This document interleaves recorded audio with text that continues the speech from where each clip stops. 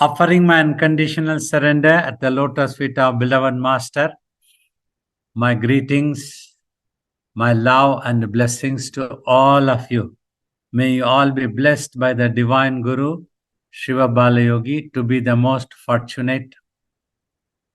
Always understand you will be going to practice meditation so that you can silence your mind. That point is the first important thing. Then follow the commands. When I ask you to watch, your job is just to watch, not to think, not to bother about anything.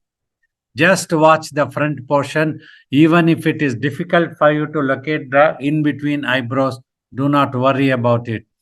Just watch the front portion. Keep the eyes closed, right? Then the silencing of the mind will happen. Then amazing experiences can come to you. Thank you, Babaji. Babaji, we will start with today's topic. It's on the power of surrender. By surrendering devotionally, the mind would be more purified. Then we would become aware of Divine's presence, and automatically decisions and actions would not be egoistic in nature.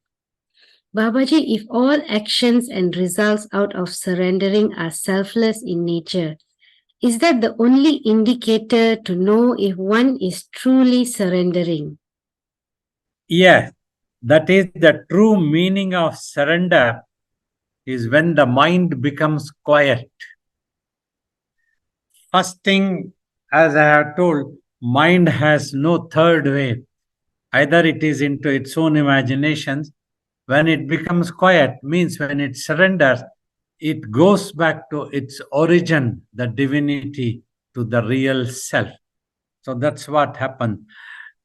Apart from that, other things, we surrender means like when the master gives an instruction, this is how you have to meditate. Without bothering, taking it in good faith, just you follow the instructions. Then your mind becomes quiet and recedes. Otherwise, hundreds of thoughts keep coming. Oh, how to surrender, how to keep quiet, how to just watch. Should I do this one? Is watching better or is thinking better? What should I do if thoughts come? All these things unnecessarily we get involved. And then we end up allowing the mind to run away like a monkey. So that's what the surrender means. If the master orders, just watch means we just watch. Like that's how Swamiji used to tell when the Jangama sage initiated and asked me just to watch in between eyebrows. I went on watching and Samadhi came. Means the mind became still. And when it became still, it merged with the self eventually. So that is the effect of surrender.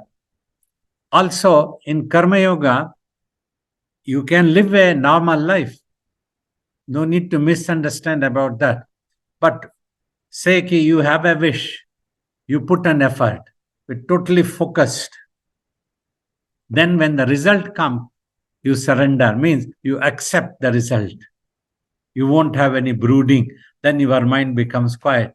Then it becomes purified. As the mind becomes more and more purified, you will notice transformation in your personality. Selfishness and narrow-mindedness, they all decrease and disappear slowly. You will always be able to think of a larger cause, benefit of all, a mission work. If the Guru is working, it is a larger cause. So you would like to help in the mission work. You won't have any selfish ideas. Oh, I should be given this VIP treatment. Nobody should tell me a lie. Instead of finding faults, so I will just surrender, and so that my own faults are rectified. My own mind becomes purified and I surrender.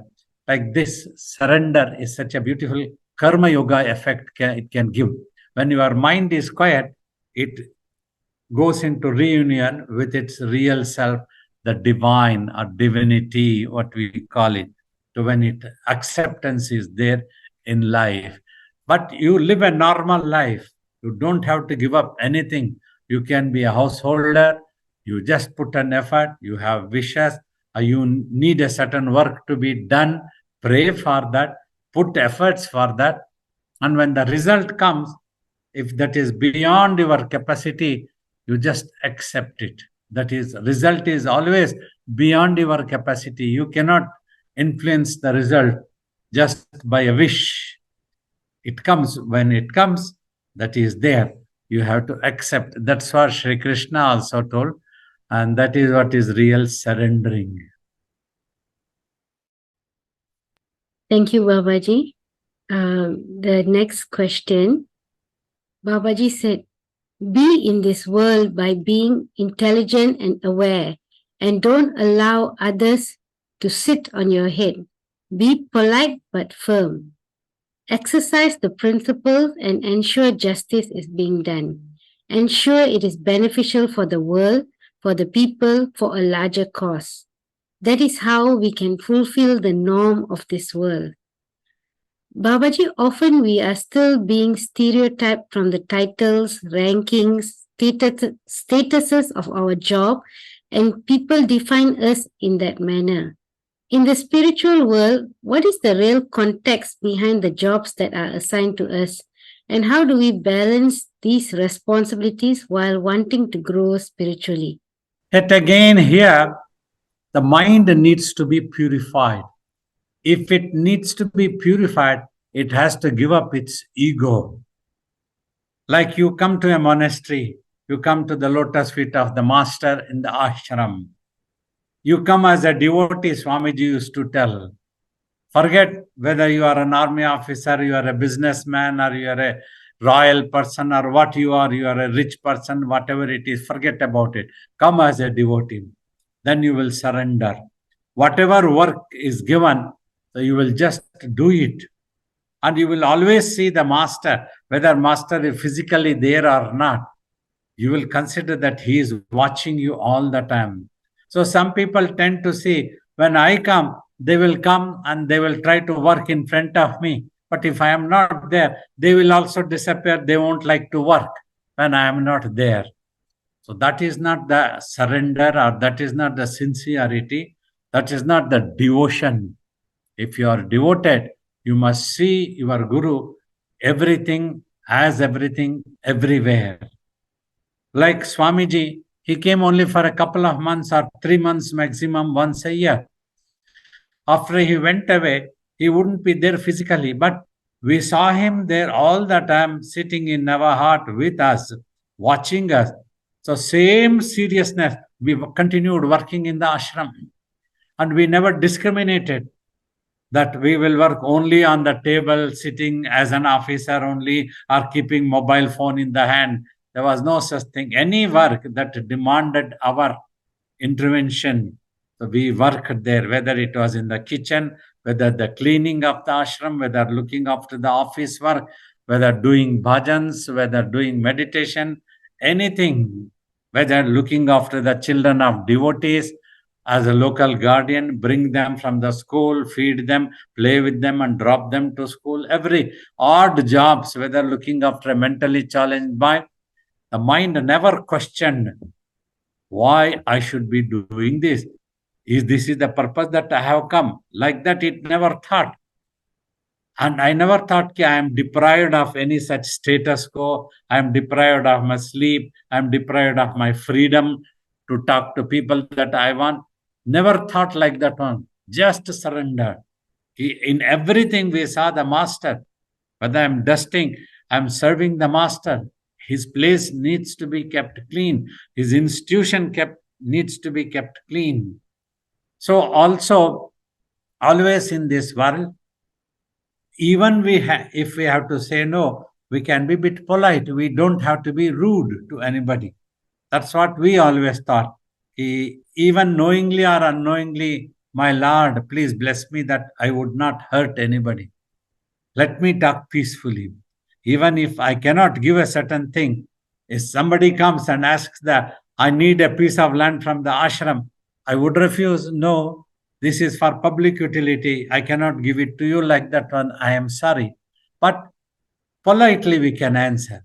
We won't be able to give it. It is the trust's property. Somebody demands, I need this property to me. It belongs to me. We cannot give that one. That is not possible. But we try to talk politely as possible. Please, you also live peacefully. Let us also live peacefully. And just accept that this belongs to the ashram. That is all. This doesn't belong to you. Don't behave as if it belongs to you. So things that were dearer to Swamiji, we have to protect that one. We have to cultivate. We have to sustain. So like that, we always try to behave politely.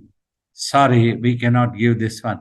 Certain things are there. Some people might come to live in the ashram, and if they want to behave as they want, that may not be according to the principles or the culture of the ashram. So we cannot allow such thing to happen in the ashram. No, sorry, it's not possible. So often I always also explain कि by this is only for educational purpose I'm talking, not to accuse you, not to belittle you, not to find any faults with anyone. So like in this answers also, like a question comes up. So many times such answers I might have to give. So which others might think, is it directed against me? We try to clarify and issue a disclaimer. Our answers are not directed against any individual. If any individual had behaved, it's up to them to understand and rectify their mistakes. But we are polite but firm. We cannot allow such a thing to happen. So it has to be. If a protocol has to be followed, it has to be followed. If somebody wants to smoke in the ashram, I cannot allow that smoking. It is not possible. At least whenever we saw, we will object. If I don't see if they do wrong things, sometimes it may not be noticed, but once I notice that one, we would like to say, no, this is not proper. Some people try to teach us what is happening downstairs, but they also behave in the same way. So first they refuse to learn, but they want others to learn. Like that, they come and give a lecture to me and then go away. We keep smiling. So like this, all things happen. We try to remain surrendered to the master, keeping our minds purified. We don't have against anyone, but because I have to do my job. A soldier will have to protect and defend the country. He's doing his job. He might be fighting with his own friend. That doesn't matter. But because he has to defend his country, he will do that one first. So this is how in life things might happen which might create a dilemma for you very often, but you have to behave like this. So then also you would have really surrendered to the master. When you consider, let this service reach the master, I'm not against anybody, but I have to answer when you ask a question. Answering is my duty, dharma, but that is not directed against anybody. Like that we tell. So that's how we have to do the job. That is how you remain surrendered. Because even today also, I don't have why I should be sitting like this, why I should still work in the office of the ashram, why I should do the accounting work, why I should not be sitting simply and giving darshan. No such thing. The moment I go to Dehradun ashram, I am a servant of my master. I sit in the office work, I keep doing. Some people might laugh also. Oh, still you have to do all this work. Now you are a guru. You don't have to. I am a guru when I am teaching. When somebody accepts me as a guru, I am a guru. That doesn't mean that I don't have to dust the premises of my guru's ashram. If necessary, I will do that one. If necessary, I will clean my own toilet. That's no problem. Necessary, I will sit on the table and do office work. So like that, we remain surrendered at all times because we do not exercise any choice in the ashram of our guru, and we simply accept acceptance. So these are the basic points through which one can surrender in life also. Things happen. You are living a householder life. Sometimes good happens, sometimes bad happens. We should not exercise ego. Like if a master goes to a certain place, Swamiji taught us, he was sitting in a place, those people never liked us, but we never bothered about such things. It's because my guru is sitting, I will go and serve my Guru. I needed to take a cup of tea to my Guru at 4 o'clock. Those people didn't like me to go there. But we simply went because my Guru is sitting there. That's why we will go. We are not coming for anybody else. Like that. I told Swamiji also one, I have come for your sake. I needed to bring my tea. Swamiji then laughed. Okay, you keep the tea and now you go. Okay, now I will go. I have done my job. So that type of thing happened. As a householder, when you live in this world also, all these things keep happening. Exercise acceptance, but put an effort. Never give up without putting an effort, always. So having a desire itself is not the wrong thing.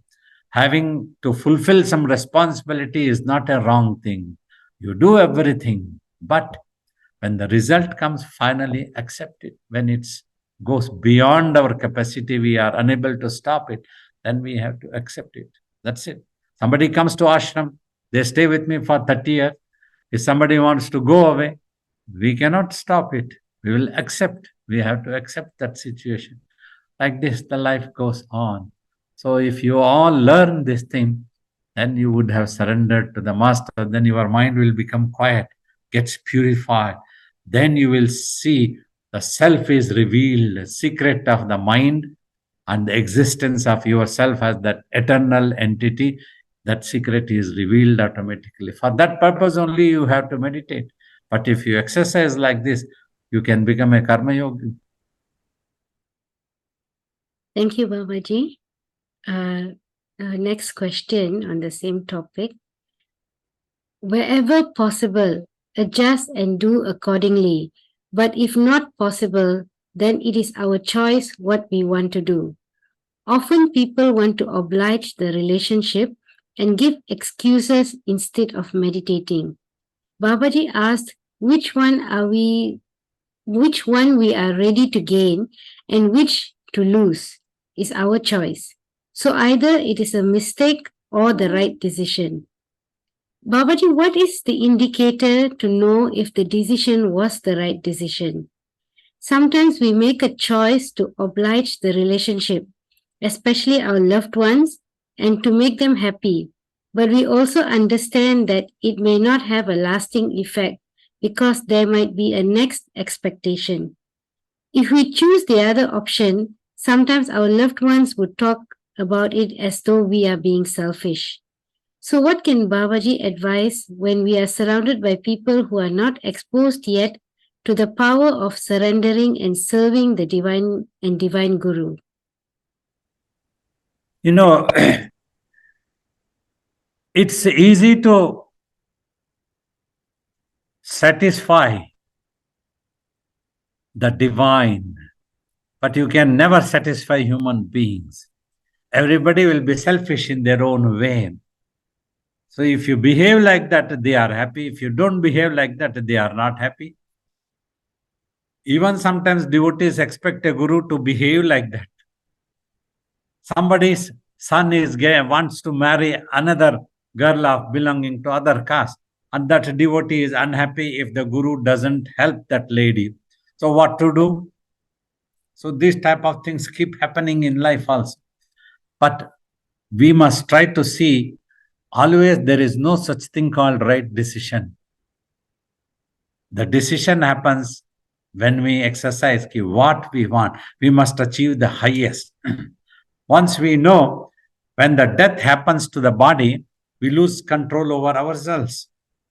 But before that, there is a choice that if we can control our mind, if we can purify our mind, if we can make it quiet, then there is a salvation.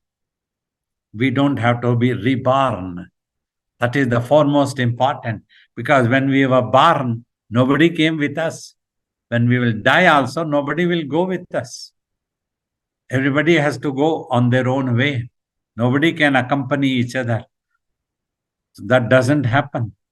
So that is what we have to realize and exercise such choices. 50 years ago, if I was waiting, so I will go to Swamiji's ashram if my friends also come, my relatives also come, this also come. then I wouldn't have been able to go to the ashram at all. Then some people remarks, don't you think your beautiful youth is getting wasted simply? You are just doing only dusting here and doing office work. This is all. You should have reached very big heights. That person did not know which heights we had reached in the mind, inside me. I used to wonder, does these people, I used to ask them also, do you mean that I should be growing a beard and some matted hairs? Then only you will think that I have reached the big heights. Not otherwise. If I keep my head clean shaven, do you think that I won't be self-realized? They couldn't understand such things and they used to go away simply. So like that, it is not easy to make the world happy. You have to exercise your choice. What you want to do, what you want to achieve, highest thing. You go to school, you go to universe, you go to get educated academically. You won't keep asking everybody in the world, are you happy if I'm going to do this course? If I'm going to the college, if I'm getting educated, are you happy? Are you not happy? You won't do that one. You just need to get educated. You get up and go and get educated. That is all. When you are hungry also, you won't be keep asking, should I eat or not eat? What should I do? I am so confused, my guru. Can you tell me, should I go and eat or not to eat? You are hungry, you will simply go and eat it. Because you are hungry. You exercise that choice that you need to eat. In the same way, if you need supreme happiness, if you need to know how you exist even after the death of the physical body, you will go for that. You don't have to ask. Many people keep asking, should I go home or should I come to you? Should I serve? Should I do this one? I am feeling bored. One boy went to some other ashram. I sent him, I knew, you go. He said, shall I go to that mother's ashram? Said, go and stay there. After 6 months, now he is feeling bored and depressed and loneliness. He said, I want to go home for some time. I'm feeling very loneliness. Because I told him frankly, you went to that place for time pass. You did not go for sake of that ashram.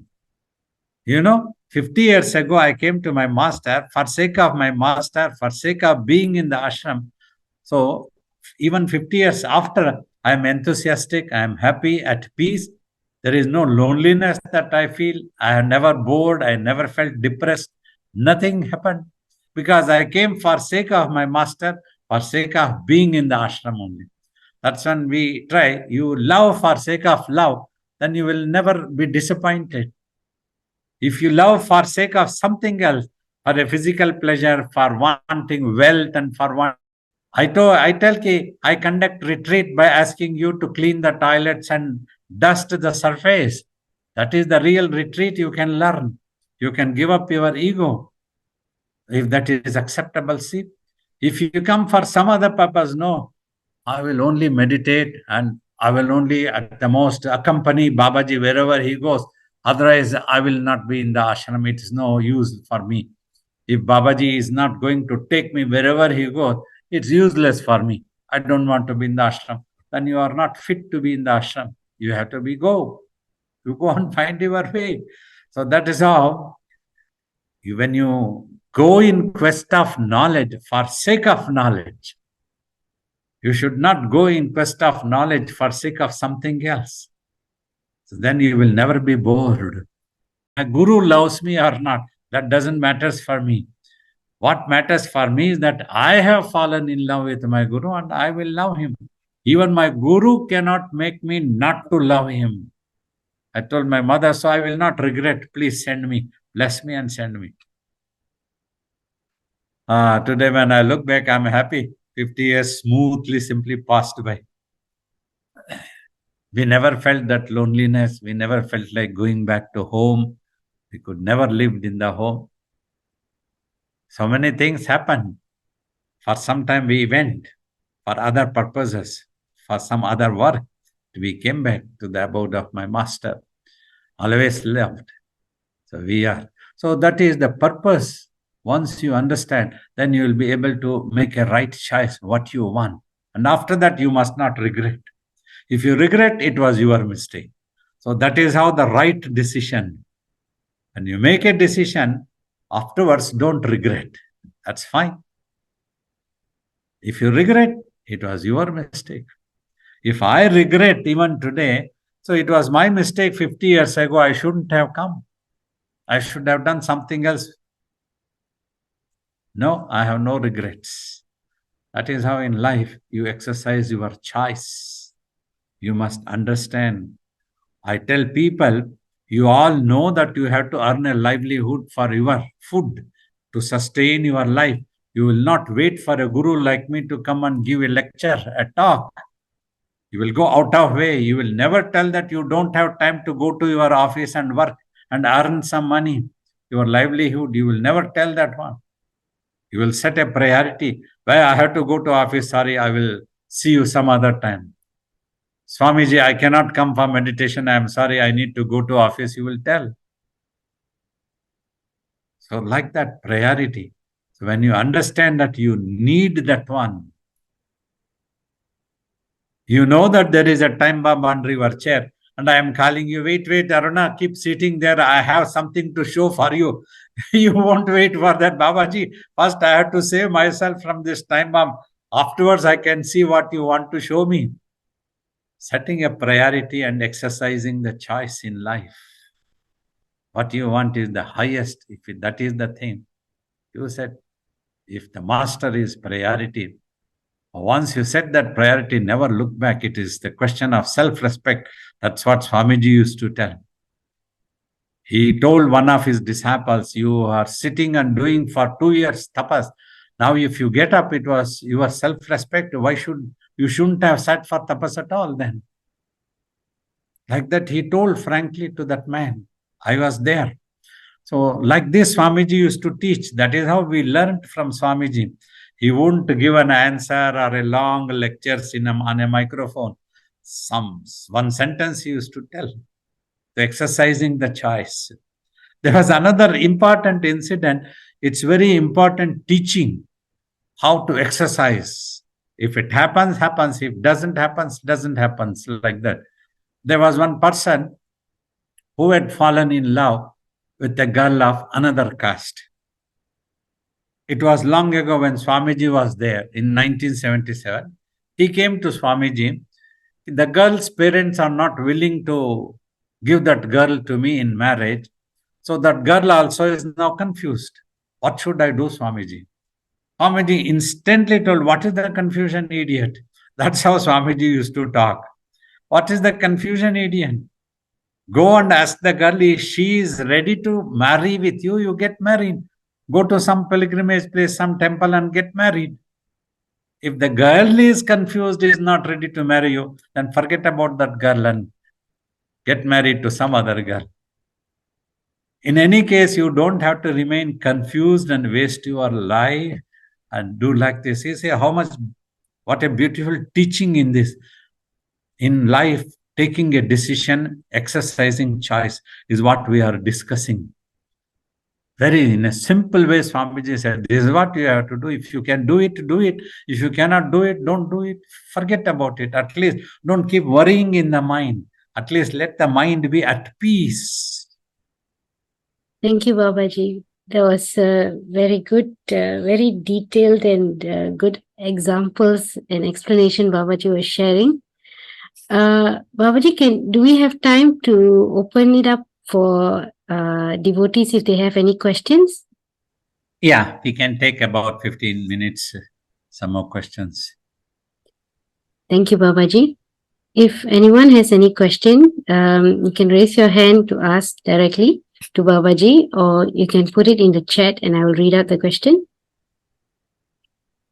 Babaji, while waiting to see if anyone has any question, I wanted to ask if Babaji could elaborate a little bit about the quote that Babaji sent this morning. You stop bothering, your imagination stops. Or you stop imagining, your botheration stops. Could Babaji elaborate a little bit on that? Either way, means you have a botheration. Always we keep worrying in the mind. If you can stop worrying, then the mind becomes quiet. Then it gains peace if it becomes quiet. And that is the purpose that you do spiritual sadhana. Means you have to stop your imagination in spiritual sadhana, then the botheration stops. It just occurred to me, and just like that I wrote. So if you stop your bothering for anything, means stop worrying. Just by worrying, you cannot help anybody or yourself. I keep telling, remember. So just by worrying, get up and put an effort is a different thing, like that. So if you are worrying, so your imagination will never stop. Stop worrying. That's what in meditation you have to just watch so that you stop worrying. Or other way, if you can just stop imaginations, then also worries will stop. If the mind imagines, then there is always a danger of it imagining worries also. If it stops all imaginations, all the worry stops. There is an old saying in Hindi, if there is no bamboo and there is no flute that you have to play. Like that. It is all the old saying, elders' experiences, beautiful like Veda, Upanishad type of teachings. That's what I meant to convey through this. Namaste, Babaji. Yeah. I just want to ask, for the self-realized, how easy it is to continue to be in the limited self of the body?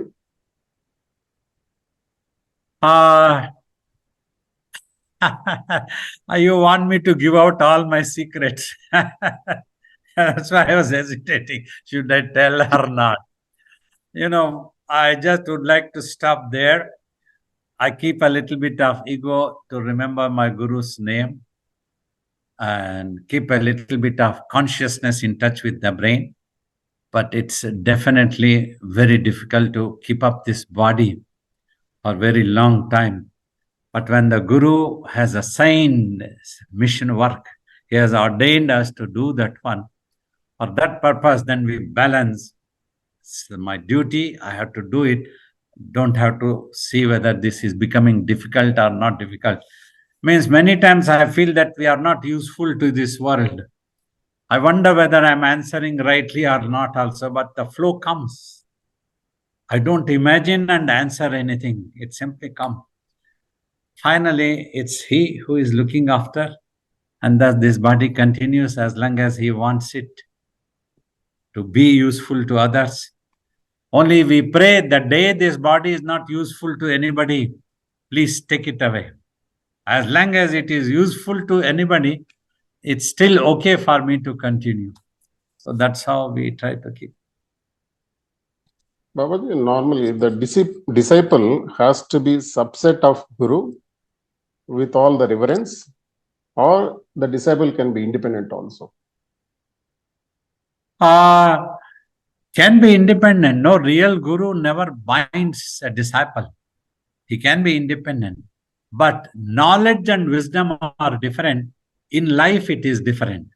Say, suppose somebody wants to come to me as a disciple. They want to learn meditation and become an expert. And if they want, they can go and work teaching meditation independently. It's up to them, whatever way they want to live. But if they want to dedicate to my mission and assist me in my mission work, it's their choice. We cannot bind anybody. This was it is. But there is one protocol, like after becoming self-realized, it's my duty to create the awareness in service to the divinity that is all pervaded.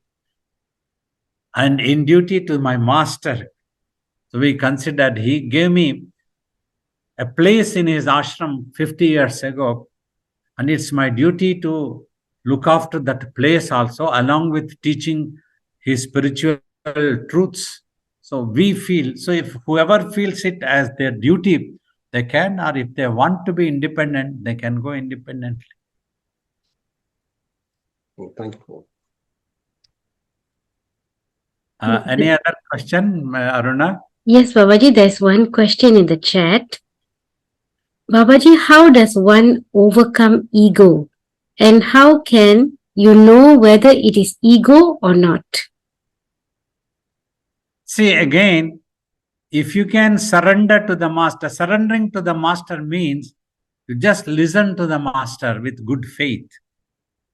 Well, when you practice it, adopting the methods taught by master, then you will realize that truth as a truth. You don't have to blindly believe simply what I want to teach. But when I'm teaching, it's important for you to have faith. If that faith is there, you will not be egoistic. If you are egoistic, you will not pay attention and you will not learn what I want to teach you. For that, I have always told example, when you first went to school, when the teacher taught you the language, wrote an alphabet, this is A, this is B. You took it in good faith. You never showed any ego because your mind was innocent. Well, after you grew up, probably you realized everybody using that in English language, A as alphabet A, B as alphabet B, like that you realize. All vidya, all knowledge and wisdom is also like that. At one time, I cannot demonstrate because that is all pervaded and that is you yourself. You will have to realize yourself. But I can give you the clue. I can show you the path. I can try to inspire you. I can scold and rectify your mistakes. I can try to remove your ego. But in good faith, you have to take it.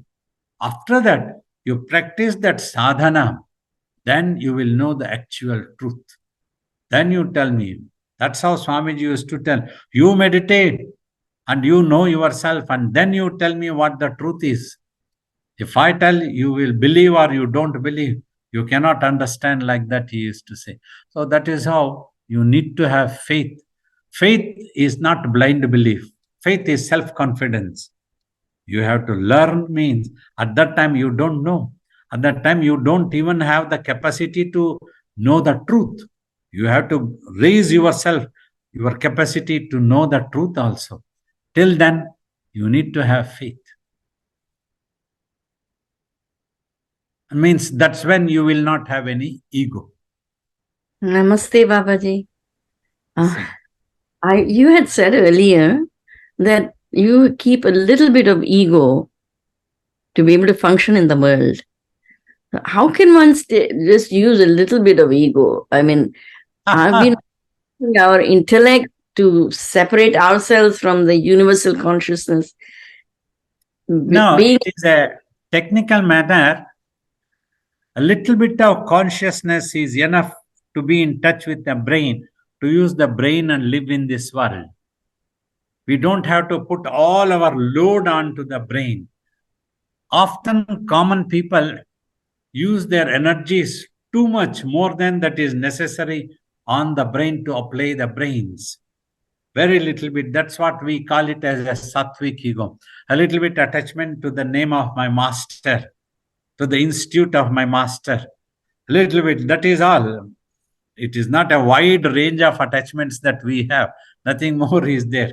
That is what I try to call a little bit of ego, which enables this body to remain. Like my guru ordained, you work like this. So we just wanted to give up the body, but he didn't permit after the tapas. No, you have to work. So that we took it as an ego. He has commanded and we keep working. But we very well know we are not the doer. Thou art, it's who? Tera, tera, tera. It is the tera, tujhko arpan. Oh, so it is like an understanding. A discrimination. Fine. So we have that's to how you your discriminate. ego discriminate. That's how you know that very well that you are not doing, you give the credit. You study well and you achieve academically, then we would like to give credit to our parents. Our parents gave us that samskar, our parents encouraged us. Though it was we who studied and we passed the academy, but we would like to give credit like that. Even though we did the tapas, the credit goes to our master always. That is how you remain surrendered. Don't get into any So ego. once you have realized is there a need to meditate, or you don't really meditate, but you're on that state of consciousness? Really, there is no need to meditate. If at all we sit to inspire others, like even if we do some worship work, some abhishekam, something, it is just to inspire others. We don't need it. Mind is all the time quiet, means it's in worship to the divinity. You don't have to sit down and meditate separately. You have learned to bake the bread and you go on baking the bread. There is no more need to learn. Okay. Thank you, Babaji. Okay, then it's time. We will take leave. So all lovely, wonderful questions came. We'll just go to view the gallery to say bye-bye to everyone. To all of you, may the Guru, Divine Guru, bless you all to be most fortunate in life in this world. May you all be blessed. Time to disappear. We'll see you next.